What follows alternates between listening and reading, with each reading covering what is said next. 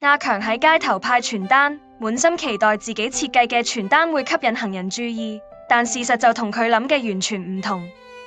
一開始佢遇到一個大叔，阿強好熱情咁上前話唔好意思，但佢啱啱講咗個開頭，大叔就即刻皺眉頭，擺擺手話傳單，我屋企已經有成沓啦，唔該唔好再俾我啦。阿強呆咗喺度，望住手上用心設計嘅傳單，心諗我啲設計咁靚，點解冇人肯睇？係咪我自己有問題？正當阿強喪氣嘅時候，佢突然見到隔籬有個細妹派傳單，好成功咁樣。細妹笑容滿面，路過嘅人都好樂意接佢嘅傳單，甚至有啲仲停低同佢傾兩句先走。阿強忍唔住好奇，走埋去問細妹，我見你派得咁好，有冇啲咩秘訣可以分享下啊？細妹聽完，咧嘴一笑，小小聲同佢講，技巧重要啫。講完之後，細妹遞咗本派傳單技巧完全指南俾阿強。阿強一睇封面，即刻覺得有啲希望，呢本真係有用嘅。細妹認真咁話，你睇咗就知啦。阿強坐低翻開書，入面啲內容真係寶藏級別。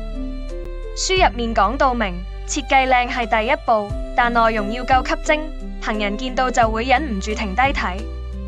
另外，派傳單嘅時間同地點都好重要，揾啱位真係可以事半功倍。例如，書度提議喺繁忙時段，例如上班上學嘅高峰時間，喺交通站或者商場入口派傳單，成功率會高好多。而且派傳單時嘅態度都好緊要，笑住派，人哋會更加樂意接你嘅傳單。阿強睇完指南，覺得好有信心。原來派傳單背後真係有咁多學問。第二日，阿強跟足指南嘅建議再出發。佢揀咗一個高人流嘅商場入口，仲將傳單改到更加吸引眼球。派嘅時候亦都保持住笑容，主動同路人打招呼。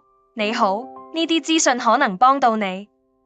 結果真係唔同晒，傳單派得好快，甚至之前嗰位大叔再見到阿強，都自己行埋嚟問，可唔可以俾多份我啊？幫我屋企人攞多一份。阿強終於醒悟，派傳單唔係純粹派出去咁簡單，而係一門結合設計、美感同策略嘅技術活。由設計到分發，每一步都影響到最終效果。如果你都想學識點樣派傳單派得好，令宣傳效果大爆升，快啲入嚟睇下指南啦，包你再唔驚被人拒絕。